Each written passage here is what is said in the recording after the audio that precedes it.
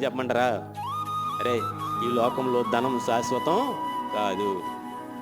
ఈ లోకంలో భోగాలు, సుఖాలు, సంతోషాలు మనకి పరలోకాన్ని ఇవ్వవు. మరి ఏమి ఇస్తాయంటే, నువ్వు ఏమీ లేకపోయినా పర్లేదు, నువ్వు విశ్వాసం గలవాడివై మృతి పొందాలి. విశ్వాసం గలవాడివై మృతి పొందాలి, అది కావాలి.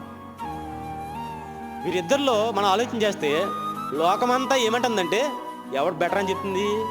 ధనవంతుడు బెటర్ అని చెప్తుంది. బైబిల్ ఏం చెప్తుందంటే, ఎవడు బెటర్ తెలుసా? లాజర్ బెటర్. ఎందుకని? అతనికి ఏమీ లేకపోయినా పర్లేదు, ఏముంది? విశ్వాసం ఉంది. అతనికి ధనం ఉంది, ఇతనికి విశ్వాసం ఉంది. విశ్వాసం ఉంది, ఇతనికి విశ్వాసం ఉంది. అతనికి ధనం ఉంది. అతని ధనం అతన్ని పరమునకు తీసుకెళ్ళలేదు. అతని ధనం అతన్ని ఉన్నత స్థితికి తీసుకెళ్ళలేదు. అతని ధనము అతన్ని దేవుని చెంతకి నడిపించలేదు. మరి ఎక్కడ నడిపించింది? పాతాళానికి వెళ్ళిపోయాడు.